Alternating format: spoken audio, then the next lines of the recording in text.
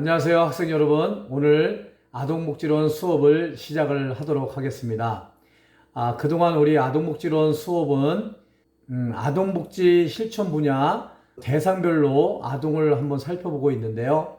그동안 우리가 보육아동에 대해서 살펴봤고요. 또 한부모 가정의 아동에 대해서 한번 살펴봤고요. 조성가정의 아동에 대해서 한번 살펴봤고요. 또 장애아동에 대해서 살펴보았습니다.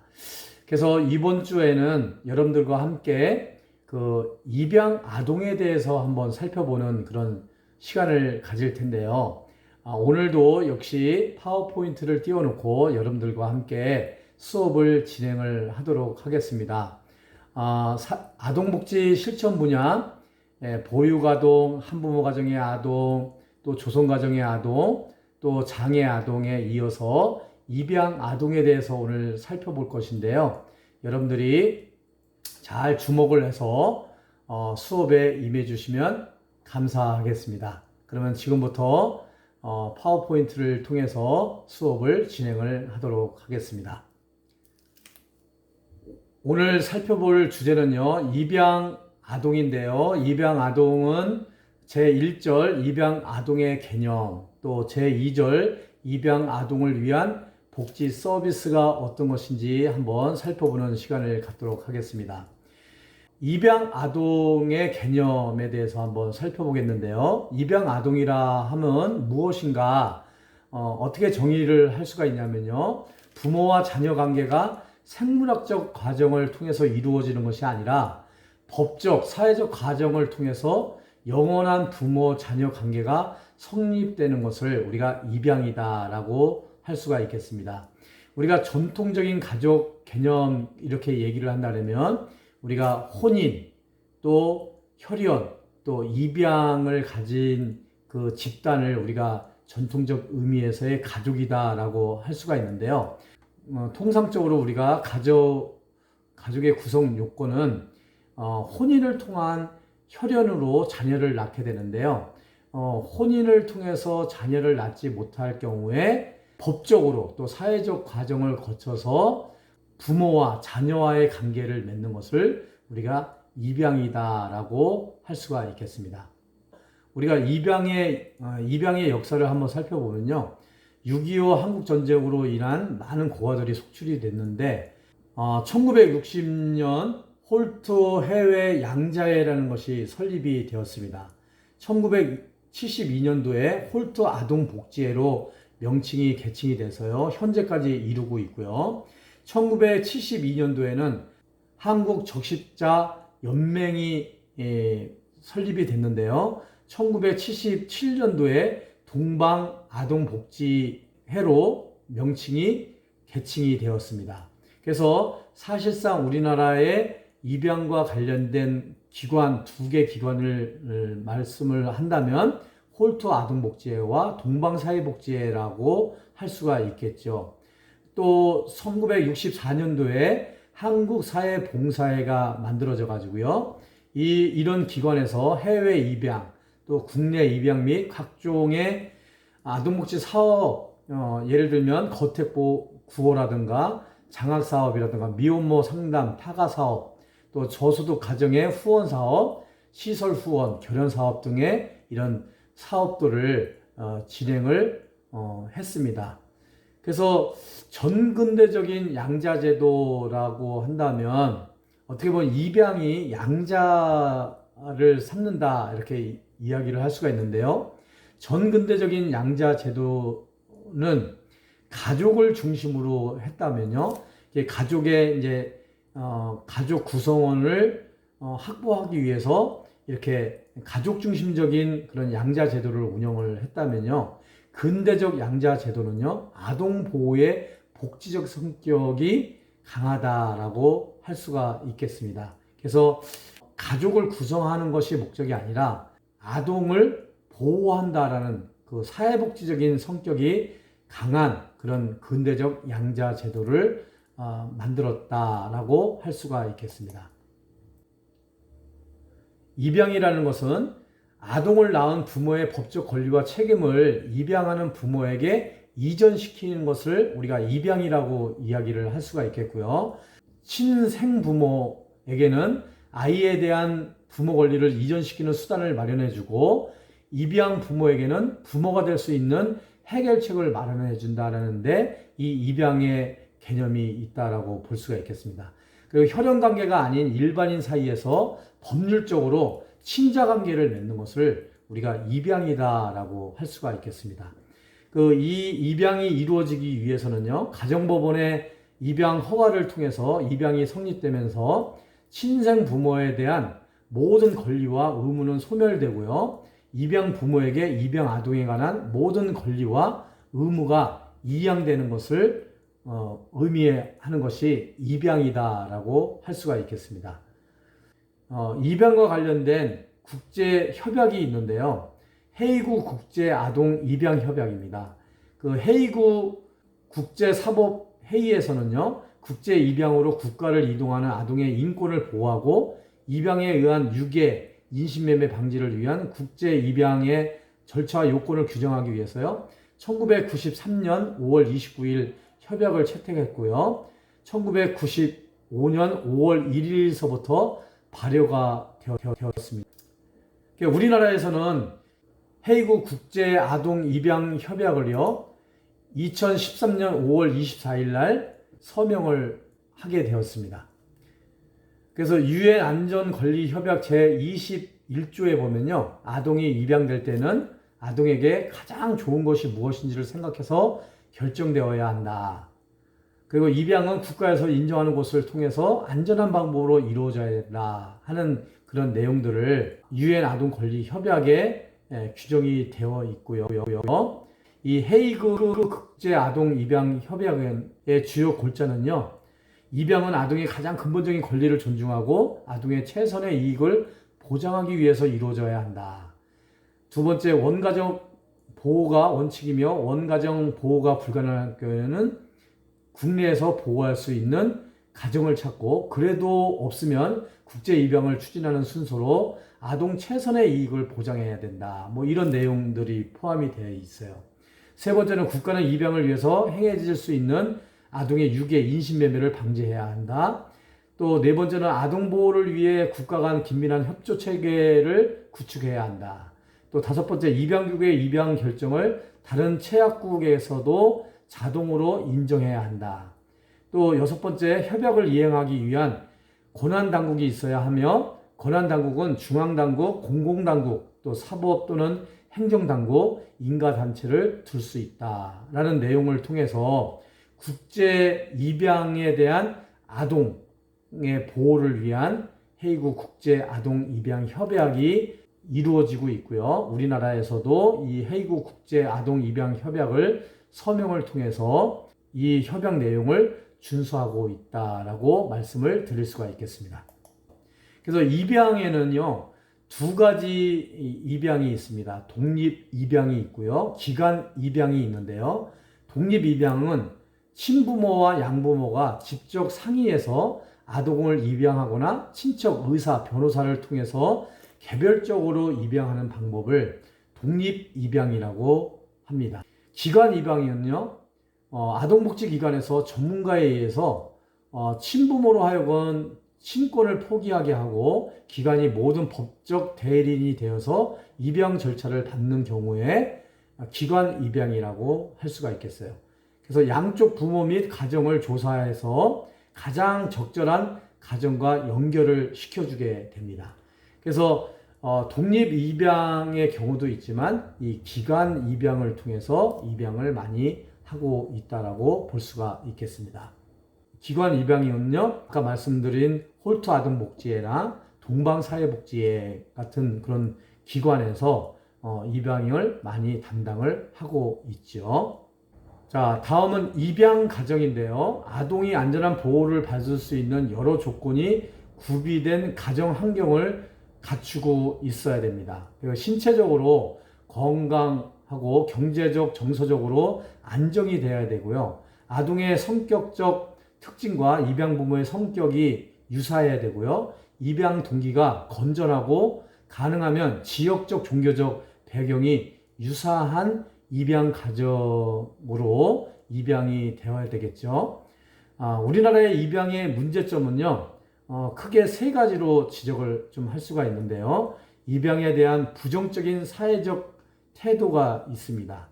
그 입양에 대해서 우리나라에서는 이제 많이 이제 개선이 되고는 있지만 아직까지도 입양하는 거에 대한 부정적인 사회적 그 인식이 있고요. 태도를 보이는 것이 사실이라고 할 수가 있겠습니다. 그래서 자녀는 내 핏줄로 자녀를 낳아야지 다른 사람이 어떤 피를 받고 태어난 아이인지도 모르는데 그 아이를 내 자녀로 삼는다는 것은 나중에 어떤 문제가 발생이 될 수도 있다. 뭐 이런 사회적인 그런 부정적인 그런 인식들이 있죠. 그리고 뭐 불륜을 통해서 자식을 낳아가지고 입양을 하는 거 아니냐. 뭐 이런 하여튼 좋지 않은 부정적인 그런 입양에 대한 인식과 태도가 있기 때문에 우리나라에서는 입양에 대한 많은 그런 부정적인 인식이 있다라는 것을 말씀을 좀 드리고요. 장애아 입양이 거의 없다라는 거예요. 그래서 입양을 하더라도 지금은 이제 뭐 많이 달라졌지만 여자아이보다는 남자아이를 입양을 하기를 좀 원했고요. 그 남아선호 사상의 일환이라고 할 수가 있겠죠. 그리고 이왕이면 장애의 아동보다는 비장애 아동을 입양을 하기를 원했지요. 그래서 이런 어떤 편견을 통해서 입양을 하는 그런 문화가 있어서 좀 안타까운 면이 있지만 우리나라의 입양의 문제점이라고 지적을 할 수가 있겠습니다. 그 다음에 세 번째는 완전 비밀 입양을 원하는 경우가 있습니다. 그래서 그 아동에게도 그렇고 부모에게도 그렇고 사회적인 그런 부정적인 그런 인식과 태도가 있음으로 인해서 많은 사람들이 공개 입양을 하기보다는 비밀 입양을 해서 마치 내가 직접 낳은 아이처럼 이렇게 하는 경우들이 종종 있죠. 그래서 우리나라의 입양의 문제점, 그래서 이런 비밀 입양을 원하는 경우를 통해서 입양의 정도가 낮아질 수밖에 없는 그런 사회적인 그런 문제를 야기하는 것이 사실이라고 할 수가 있겠습니다. 그러면 이제 그 입양의 절차를 한번 살펴보겠는데요. 입양 아동의 요건은요, 입양의 기본 방향은 기본적으로 국내 입양을 우선으로 하되 여의치 않을 경우에는 국외 입양을 차선책으로 추진한다라는 거죠. 그래서 우리가 나중에 데이터를 한번 살펴보겠지만 우리가 국내 입양의 어떤 우리나라의 입양에 대한 이런 부정적인 태도라든가 이런 문제점이 있기 때문에 국내 입양보다는 국제 입양이 더 많이 있었어요.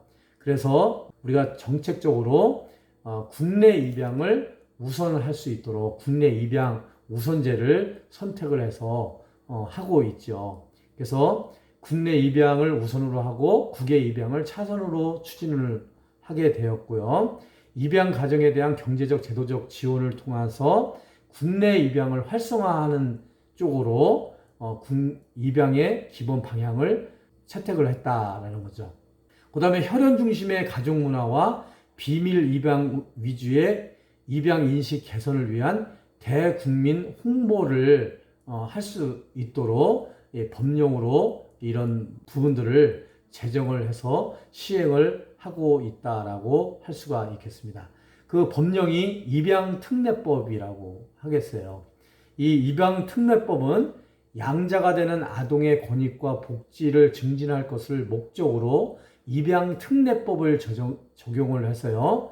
입양에 관한 법으로 이 규정을 하고 있다라고 할 수가 있겠습니다. 그래서 요보 아동의 입양에 관한 요건과 절차 등에 관한 특례와 지원에 필요한 사안들을 정하는 법이 입양특례법이라고 할 수가 있겠습니다. 이 입양특례법에 그 사용되는 그 용어를 한번 살펴보면요. 아동이라 하면 이렇게 규정이 되어 있어요. 우리가 아동복지법상의 아동, 이거 뭐 여러 번 강조를 했죠. 아동이라 하면 만 18세 미만의 사람을 아동이다라고 한다고 그랬죠. 예, 입양 특례법상에서 용어 정의에서 아동이라 하면 18세 미만인 사람을 아동이라 한다 이렇게 규정이 되어 있고요. 요보 아동이라는 것은 아동복지법상의 제3조 제4호 2항에 보면 보호대상 아동, 이게 아동복지법상에서 저희들이 먼저 살펴봤죠. 아동복지법상의 용어 정의에서 보호대상 아동 이렇게 한번 설명을 드린 적이 있어요. 참고를 하시면 되겠고요. 그래서 요보호라는 것은 필요할 요자예요. 필요할 요자. 그러니까 보호가 필요한 아동이라 하면 보호대상 아동이다라고 할 수가 있겠습니다. 또 입양 아동이라 하면 이 법에 따라서 입양된 아동을 입양 아동이다라고 표현을 한다라고 입양특례법상의 용어 정의에서 정의를 하고 있다라고 할 수가 있겠습니다. 그리고 제4조 입양의 원칙은요, 입양은 아동의 이익이 최우선이 되도록 하여야 한다 이렇게 규정이 되어 있어요. 그래서 모든 그 입양은 아동이 불편하면 안 돼요. 그러니까 아동이 잘 되는 쪽으로 입양이 이루어져야 된다. 이 원칙이 아동의 이익이 최우선이 되어야 된다. 그래서 아동 이익 최우선의 원칙이라고 할 수가 있겠어요. 그래서 지난번에도 제가 법령의 끝 말미에 어떻게 하느냐에 따라서 임의규정, 강제규정 설명을 좀 드렸죠. 여기서 아동의 이익이 최우선이 되도록 하여야 한다라고 규정이 된 거 보면요, 강제 규정이에요. 뭐뭐뭐뭐 하여야 한다라는 강제 규정이고요, 뭐뭐뭐뭐 할 수 있다는 임의 규정이라고 얘기를 했죠. 임의 규정과 강제 규정의 차이는 임의 규정은 위반을 해도 처벌 규정이 없지만 강제 규정은 위반을 하게 되면 처벌 규정이 있다라는 거죠. 그래서 이 아동의 이익이 최우선이 하여야 한다라고 한다는 것은 강제 규정이라고 할 수가 있겠습니다. 제7조에는요, 국내 입양 우선 추진에 관한 사항을 규정을 하고 있어요. 그래서 입양특례법상에. 그래서 입양 아동과 관련된 법은 입양특례법이라고 말씀을 좀 드릴 수가 있겠습니다. 지난주에 우리 배운 장애 아동 같은 경우는 장애 아동 복지 지원법이 이에 해당되는 법이라고 했잖아요. 그 입양 아동 같은 경우는 입양특례법이 입양 아동을 보호하고 또 입양 아동에 대한 사회복지 서비스를 제공하는 그 관련된 법이라고 할 수가 있겠습니다. 자, 가정입양 정책의 기본 방향은요, 태어난 가정에서 양육하기 어려운 경우 아동의 최상의 이익을 위해서 입양, 가정위탁 등의 가정보호를 지원할 수 있도록 가정입양 정책의 기본 방향을 세웠다라고 할 수가 있겠고요. 보호가 필요한 아동에게 시설 보호보다는 가정보호, 입양 등의 조치가 우선될 수 있도록 지자체의 협조를 필요로 하다라는 거죠. 그래서 시설 보호보다는 가정적인 분위기 속에서 잘 성장할 수 있도록 이 아동이 이 가정보호, 그러니까 가정위탁이라든가 입양의 그런 중심을 가지고 가정입양 정책의 기본 방향을 선택했다라고 할 수가 있겠습니다. 세 번째, 국내 입양을 우선으로 하고 국외 입양은 차선으로 추진한다라는 기본 방향이고요. 입양 가정 및 아동에 대한 사후 관리를 강화한다. 그래서 한번 입양을 한 걸로 해서 기관 입양이 됐던 독립 입양이 됐던 간에 특히 이제 기관 입양이 될 경우에는 한번 입양을 하는 것으로 그걸로 끝나는 것이 아니라 입양 후에도 사후 관리를 잘 할 수 있도록 이 사후 관리를 강화를 한다라는 의미가 되겠습니다. 입양 가정에 대한 경제적, 제도적 지원을 통한 국내 입양을 활성화하는 방향으로 가정 입양 정책을 수립을 하고요. 혈연 중심의 가족 문화나 비밀 입양 위주의 입양 문화 개선을 위해서 대국민 홍보를 강화를 함으로 인해서 많이 이제 변화가 되고 있죠. 그래서 이제 지금은 이제 국내 입양 중에서도 이 결혼을 하지 않은 분들 같은 경우 뭐 유명 연예인들이라든가 사회 지도층 인사들이 이렇게 국내 입양을 하는 경우들이 많이 있어요. 그리고 또 입양에 대한 것도 이제 부정적인 그런 인식이 많이 개선이 되고 있죠. 이런 것들이 다 대국민 홍보를 강화한 결과가 아닌가라고 생각이 들어집니다. 다음은요, 그러면 양자가 될 자격 조건을 한번 살펴보면요, 입양특례법 제9조에 보면요, 양자가 될 자격 조건이 나오는데요. 보호자로부터 이탈된 사람으로서 특별시장, 광역시장, 도지사 및 특별자치도지사 또는 시장, 군수, 구청장 이 부양 의무자를 확인할 수 없어서 국민기초생활보장법에 따른 보장시설에 보호 의뢰된 사람을 우리가 양자될 자격이 있다라고 보고요. 부모가 사망이나 그 밖의 사유로 동의할 수 없을 경우에는 다른 직계 존속을 말하는데요.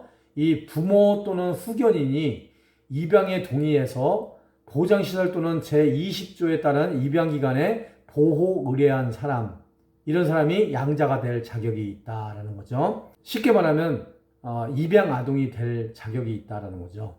세 번째, 법원에 의해서 친권 상실의 선고를 받은 사람의 자녀로서 시도지사 또는 시장, 군수, 구청장이 보장시설에 보호 의뢰한 사람을 여기에 해당이 되겠죠.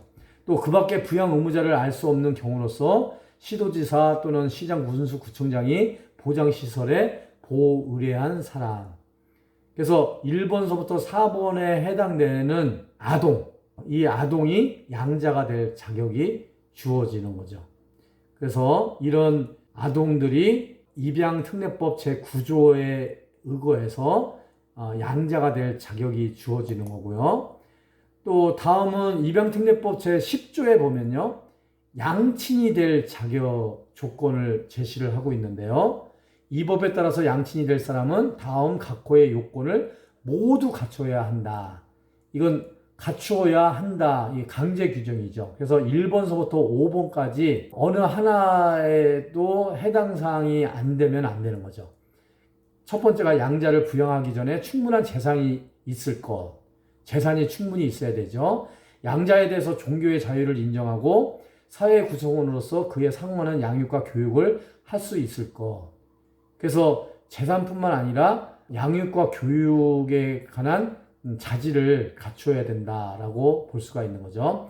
세 번째는 양친이 될 사람이 아동학대, 가정폭력, 성폭력, 마약 등의 범죄나 알코올 등 약물 중독의 경력이 없을 것.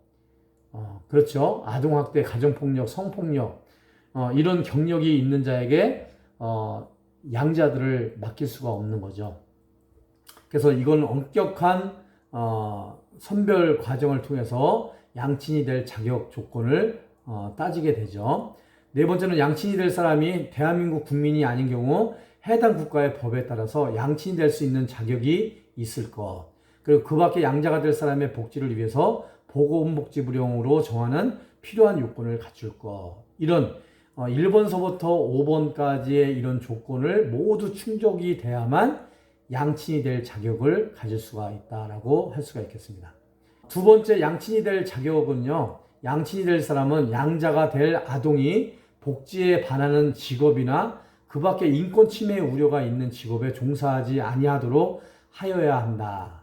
세 번째, 양친이 되는 사람은 입양의 성립 전에 입양기관 등으로부터 보건복지부령으로 정하는 소정의 교육을 마쳐야 한다. 그래서 이건 의무주 사안이에요. 하여야 한다. 반드시 강제 규정이죠. 그래서 1번과 2번과 3번의 조건을 갖추어야만 양친이 양부모가 될 수 있는 자격이 주어진다라고 할 수가 있겠습니다. 우리가 지금 입양의 절차를 한번 살펴보고 있는데요. 입양특례법상에 몇 가지 개념 정리를 좀 할 필요가 있어요. 첫 번째가 법원 허가제입니다.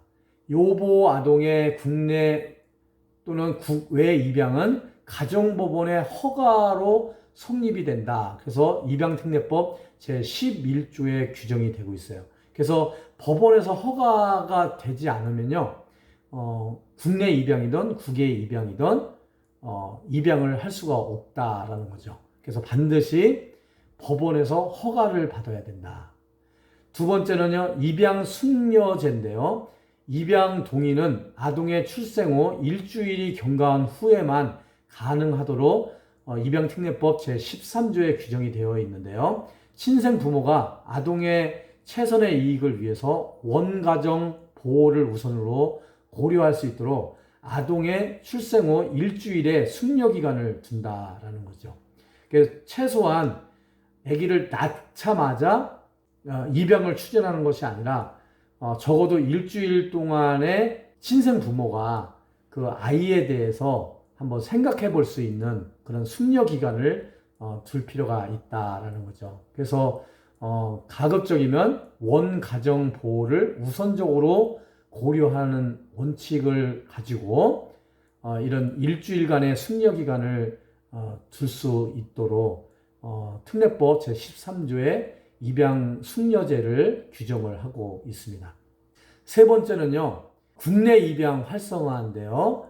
국가 및 지자체 입양 기관에 국내 입양을 최우선적으로 추진해야 하는 의무를 부여를 하는데 2017년부터 시행해 온 국내 입양 우선 추진대의 법적 근거를 신설을 했습니다. 그래서 입양특례법 제7조에 보면 국내 입양을 활성화해야 한다라고 신설을 했죠.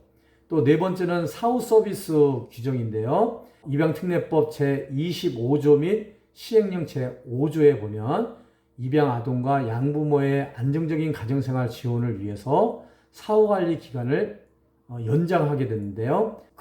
기존에는요 6개월에서 1년으로 연장을 하고요. 서비스 제공 내용을 명시를 했어요. 그래서 단순히 입양을 한 걸로 끝나는 것이 아니라 입양 후에도 사후관리 서비스를 할 수 있도록 규정을 하고 있고요. 그 기간도 6개월에서 1년으로 연장을 해서 좀 지속적인 사후관리 서비스를 제공할 수 있도록 했다는 이야기가 되겠습니다. 다섯 번째는 입양정보 공개 제도인데요. 입양인의 뿌리찾기의 지원을 위해서 입양정보 공개 청구권을 법적으로 보장하고 있는데요. 특례법 제36조에 입양정보 공개 청구권을 법적으로 보장을 하고 있습니다. 입양정보 공개 제도는요, 공개 청구 대상의 정보 범위는요, 시행령 제13조에 규정이 되고 있는데요. 친생부모의 인적사항, 입양 당시 친생부모의 인적사항을 이름, 생년월일, 주소 및 연락처를 공개할 수 있도록 되어 있는데요. 이것은 친생부모의 인적사항은 친생부모의 동의가 있어야 공개가 가능합니다. 그래서 친생부모가 동의하지 않으면 공개를 할 수가 없어요. 그리고 두 번째, 입양 배경에 관한 사안들, 입양 당시의 친생부모의 나이, 입양일 및 입양 사유, 또 친생부모의 거주 지역명, 이런 입양 배경에 관한 사안들을 정보를 공개를 할 수 있도록 범위를 정해져 있죠. 또 양자가 된 사람의 입양 전 이름이라든가 주민등록번호, 주소, 출생일시 및 출생장소 같은 경우도 정보를 공개할 수 있도록 입양특례법 시행령 제13조에 이렇게 규정을 하고 있습니다. 그 양자가 된 사람이 입양 전 보호되었던 보장시설 또는 입양기관의 명칭, 주소 및 연락처, 이런 것들이 다 여기에 정보 공개 대상의 정보 범위에 해당이 된다고 할 수가 있겠습니다. 우리 입양 절차 및 입양 가정 지원 이렇게 한번 살펴보면요. 요보 아동이 발생이 됩니다. 그러면은 친생 부모 같은 경우는 입양 숙려 기간 7일을 준수를 하게 되고요. 그래서 입양 동의 및 아동 인수는요, 친생 부모 및 양자될 사람, 요보 아동에게 또 입양의 동의, 입양의 효과 및 파양, 그리고 입양 정보 공개 청구와 관련된 입양 동의 철회 등에 관한 충분한 상담을 제공을 하게 되죠. 그래서 입양 대상 아동 확인서를 발부를 하게 됩니다. 이에 따라서 입양 양부모 입양 신청을 하게 되는데요. 예비 양부모 입양 신청을 하게 됩니다. 전화나 내방 등의 개별 및 부부 상담을 진행을 하게 되고요. 또 제10조 입양특례법 제10조 양친이 될 자격이 충족되는지에 대해서 이제 조사를 하게 되고요. 양친될 사람의 가정 조사를 하게 되고 양친 가족 조사서를 발급을 받게 됩니다. 그래서 이런 절차를 해서 요보호 아동은 요보호 아동대로 이렇게 3단계로 절차를 밟게 되고요. 예비 양부모 같은 경우는 이렇게 3단계로 단계를 밟게 되겠죠. 그 다음에 이제 이런 조건이 맞게 되면 국내 입양 우선 추진을 하고 양친된 자와 입양 대상 아동이 결혼을 하게 됩니다. 근데 이것이 국내 입양이 아닐 경우 국외 입양 예비 양부모와 국외 입양이 될 수가 있겠습니다. 그래서 이 국외 입양으로 갈 경우에는 해외 이주 허가를 받게 되고요. 이 허가를 받은 다음에 이 국내 입양 결혼을 해서 법원 허가제를 받게 되고 또 국외 입양일 경우에는 해외 이주 허가를 받게 돼서 법원의 허가를 통해서 양자가 될 사람의 등록 기준지 또는 주소지 관할 가정법원에서 신청을 해서 법원에서 허가를 받게 되면 이 입양 절차가 완료된다라고 할 수가 있겠습니다. 국내 입양 같은 경우는 친양자 입양 신고를 하게 되고요. 그리고 입양 아동의 인도와 보호를 받게 되겠고요. 국외 입양 같은 경우는 친양자 입양 신고를 하게 되고요. 입양 아동은 여권 및 비자 신청 발급을 받아서 입양 아동의 인도와 보고가 이루어지게 되겠습니다. 그래서 국내 입양이든 국외 입양이든 간에 사후관리 서비스를 이렇게 제공을 하게 되는데요. 입양 성립 후에 1년 동안 사후관리를 제공을 하게 돼요. 그리고 입양정보 공개 청구 등의 국내 입양이든 국외 입양이든 입양정보 공개 청구를 할 수가 있겠고요. 국외 입양 사후관리 차원에서는 국적 취득을 보고를 하게 되어 있고요. 모국 방문 사업이나 모국어 연수 지원이라든가 모국에 관한 자료 제공, 또 친생부모 찾기 사업, 입양정보 공개 제도에 관한 홍보, 국적 회복 지원, 또 국외로 입양된 자를 위한 상담 등 이것을 입양기관에서 이제 담당을 해서 사후 서비스를 제공하게 되겠습니다.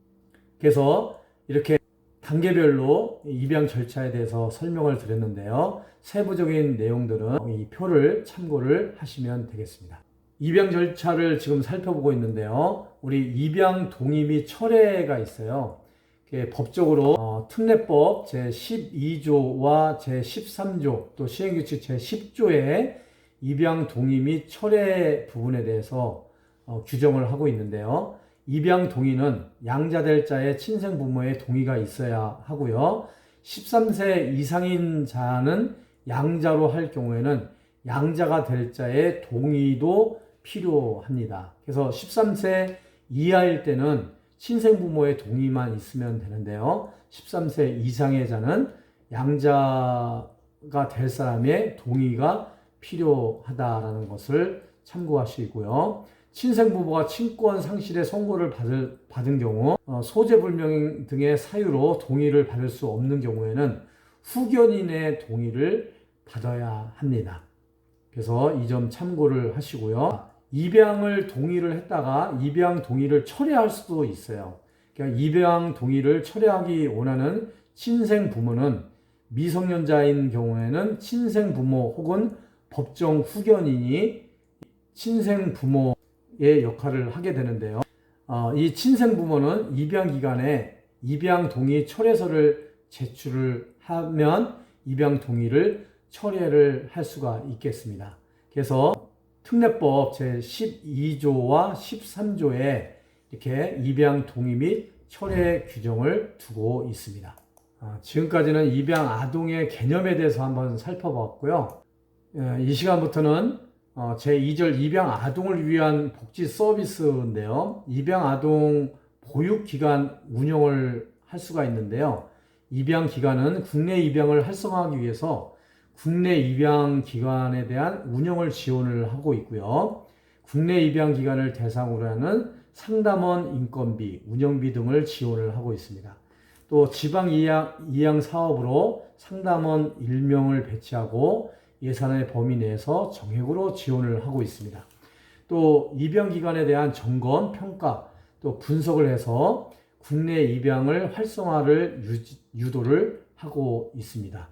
그래서 제가 아까도 말씀을 드렸지만 우리 국내 입양을 전담하는 그 사회복지기관은 입양기관은 홀트 아동복지회하고 동방사회복지회가 있는 것 같아요. 제가 석사 과정에서 공부를 할 때 한번 동방사회복지회를 한번 방문을 해서 입양기관의 어떤 역할이라든가 기능이라든가 또 활동 사항들을 한번 소개 교육을 받기도 하고 또 그 동방사회복지에 이제 전시되어 있는 그런 자료들을 이렇게 견학을 하면서 입양에 대해서 한번 관심을 가져본 적이 있는데요.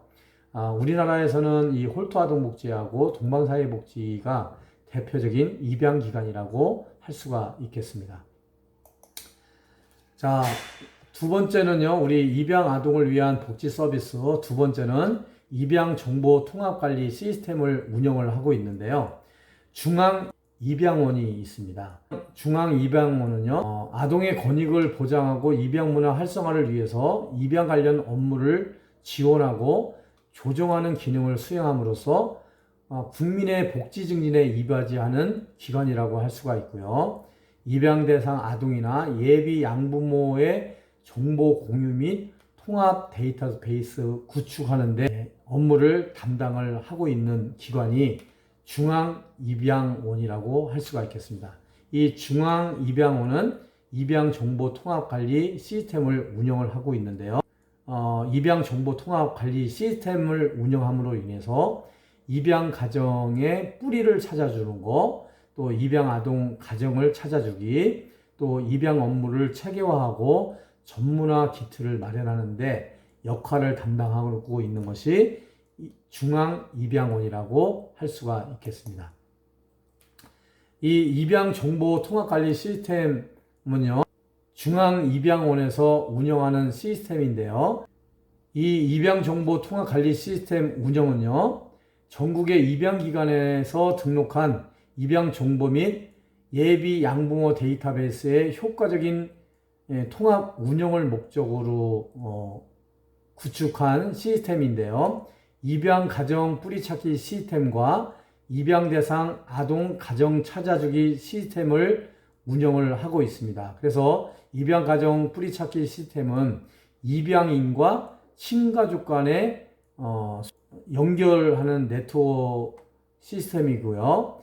입양 대상 아동 가정 찾아주기 시스템은요, 입양 대상 아동과 예비 양부모의 네트워크를 통해서 입양 대상 가정 찾아주기 시스템을 운영을 하고 있습니다. 그래서 입양 정보 통합 관리 시스템을 통해서 통계 정보를 체계화하고 입양 업무를 전산화함으로 인해서 더 효과적인 입양 업무를 추진하는 데 목적을 두고 있다라고 할 수가 있겠고요. 이 입양 정보 통합 관리 시스템과 연계해서 보건복지부와 중앙입양원과 전국의 입양기관이 상호 협조하는 업무 담당 채널로 운영이 되고 있고요.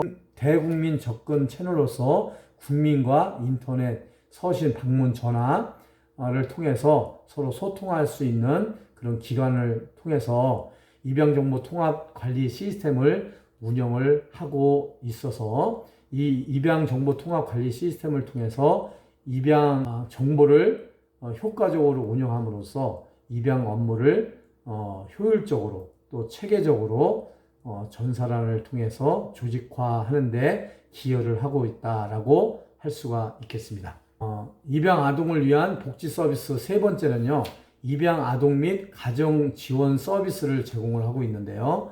우리가 입양 아동 현황을 보면요, 2011년도 1.24였던 출산율이 2016년 1.17로 떨어졌고요. 전반적으로 입양 아동 수가 감소하는 추세였죠. 그래서 우리가 2019년도 현재를 보면요. 출산율이 0.98 뭐 이 정도 돼요. 그래서 한 가정당 한 명도 낳지 않는 그런 상태라고 볼 수가 있는 거죠. 그래서 입양 아동은 점차 저출산의 영향을 받아서 입양 아동 수도 감소하는 추세에 있고요.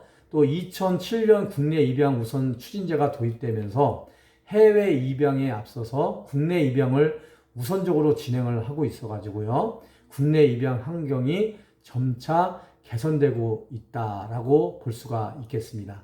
그래서 심지어는 결혼을 하지 않은 그런 연예인들이라든가 사회 지도층 인사들이 국내 입양도 하기도 하고요. 또 공개적으로 이제 비밀 입양이 아니라 공개 입양을 통해서 국내 입양을 할 수 있도록 그런 부정적인 인식이 개선되는 그런 대국민 홍보 활동이 좋은 영향을 미쳤기 때문에 이제는 국내 입양이 많이 늘어나고 있다라는 점도 우리가 주목할 입양 아동의 현황이라고 할 수가 있겠습니다. 그래서 입양 아동 현황을 한번 쭉 살펴보면요. 입양 아동이 점점 줄지요. 그러니까 2004년도에는 3,899명이었는데요. 이것이 2012년에 들어서는 1,880명으로 줄고요. 지금 2016년도에는 전체 880명 수준으로 뚝 떨어졌죠. 그래서 이게 저출산의 영향이 클 수가 있고요. 그만큼 입양 아동 대상이 줄어들고 있다라는 거죠. 상대적으로 우리가 이제 국내 입양과 국외 입양을 한번 비교를 해보면요. 2004년도에는 국외 입양이 월등히 많았죠. 국내 입양에 비해서 국내 입양이 월등히 많았는데요. 이게 점점 감소되면서 2016년도를 기준으로 한다면 국외 입양이 334명인데 반해서 국내 입양은 546명이 될 정도로 이제는 국외 입양보다는 국내 입양이 점점 많이 늘어나고 있는 추세라고 할 수가 있겠습니다. 입양 아동 현황을 또 살펴보면요. 정책 입양 시에 미혼모 아동과 결손가정 아동에 대한 실태 조사와 이들을 지원할 수 있는 제도를 지금 강구를 하고 있고요. 미혼모 아동 같은 경우는 2013년에 비해서 5.3%가 감소한 반면에 결손가정 아동은 5.5%가 증가되는 추세를 보이고 있습니다. 자, 입양 아동 및 가정 지원 서비스 차원에서요. 입양 아동 및 가정 지원인데요. 입양 아동 양육수당을 특례법 제35조의 규정에 의해서 입양특례법상 허가를 받은 입양기관에 의해서 같은 법의 요건과 절차를 갖춘 국내 입양한 가정에 대해서 1인당 월 15만원씩 지급이 되고 있고요. 장애아동 양육보조금 및 의료비를 지원하는데 특례법 제35조에서 규정을 하고 있습니다. 그래서 입양 당시 장애인복지법 제32조 제1항에 따라서 장애인 등록을 한 아동, 또 분만시 조산, 체중 미달, 분만 장애 또는 유전 등으로 입양 당시 질환을 앓고 있는 아동, 또 입양 후에 선천적 요인으로 인한 장애가 발생되어 장애인 등록을 하거나 질환이 발생한 아동에 대해서는 우리가 장애아동 양육보조금을 지급하고 있고요. 의료비를 지원을 하고 있습니다. 자, 우리 입양 아동 및 가정을 지원을 하고 있는데요. 입양 비용을 지원을 하고 있습니다. 입양 알선 비용을 지원을 하는데 특례법 제32조와 시행령 제6조에 의하면 입양 알선에 소요되는 인건비, 아동 양육비, 또 입양 알선 절차에 소요되는 비용, 입양 기관의 운영비 및 홍보비, 또 사후관리비 등의 입양 알선에 실제로 드는 비용을 지원이 되고 있는데요. 복지부 허가기관 같은 경우는 270만원, 또 시도 허가기관에는 100만원 정액을 지원을 하고 있습니다. 그 입양 철회 비용이 지원이 되는데요. 입양 대상 아동 인수부터 철회 시까지 아동을 보호하는 동안 소요된 비용을 지원을 하게 되겠습니다. 그래서 아까 얘기한 것처럼 입양을 동의할 수도 있지만 입양 동의를 철회할 수 있다라고 얘기를 했잖아요. 그래서 친생부모가 입양 철회를 요청을 했을 경우에 그 기간까지, 그러니까 입양 대상 아동 인수로부터 철회 시까지 드는 모든 비용을 지원을 하도록 입양특례법상의 규정을 하고 있다라는 말씀입니다. 자, 입양 숙려기간 모자 지원인데요. 특례법 제13조 및 제33조에 보면 출산 전 40일 또는 출산 후 7일 이내에 있는 자에게 모자 입양 숙려 기간 동안에 모자를 지원을 하게끔 되어 있고요. 또 혼인 여부에 따라서 혼인관계 증명서상에 혼인관계에 있지 아니한 자에 대해서 입양 숙려 기간 모자를 지원을 하고 있습니다. 다섯 번째, 입양 아동 의료 급여 실시인데요. 국내에 입양된 만 18세 미만의 아동을 대상으로 해서 일종 의료 급여를 지원을 하고 있습니다. 일종 의료 급여라는 것은요, 거의 무료로 의료비를 지원을 해주는 거거든요. 그래서 만 18세 미만의 아동을 대상으로는 거의 약국, 병원 이런 각종 의료비 지출을 거의 무료로 해준다라는 말씀을 드릴 수가 있겠습니다. 자, 입양 아동 및 가정을 지원하는 서비스 중에서요, 미혼, 이혼 한부모가 선택하는 서비스 이용 비용을 지원을 할 수가 있는데요.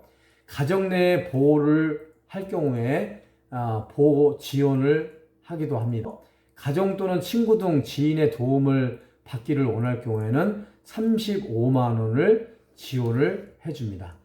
또 미혼모자 가족복지시설 내에 입소자를 지원을 하게 되는데요. 미혼모자 가족시설 입소 시 산후지원 인력 인건비 지원을 일주를 기준으로 해서 40만 원을 인건비를 지원을 하게 되고요. 산후조리원 보호 지원인데요. 산후조리원 이용료를 지원을 할 수가 있습니다. 그러니까 최대 70만 원까지 지원을 받을 수가 있는데요. 일주 이용료가 70만 원 미만인 산후조리원의 경우 실비를 지원을 하고요. 생필품비 및 생모 식료품비 등이 포함이 되겠습니다. 그래서 최대 산후조리원 보호 지원 차원에서 최대 70만 원까지 지원을 해주기도 합니다. 자, 이상과 같이 오늘은 여러분들과 함께 입양 아동에 대해서 한번 살펴보는 그런 시간을 가졌습니다. 여러분 많이 도움이 되셨기를 바라겠습니다. 그동안 수업 받느냐고 수고 많이 하셨습니다. 다음 시간에 또 찾아뵙는 걸로 하겠습니다. 여러분 수고하셨습니다. 감사합니다.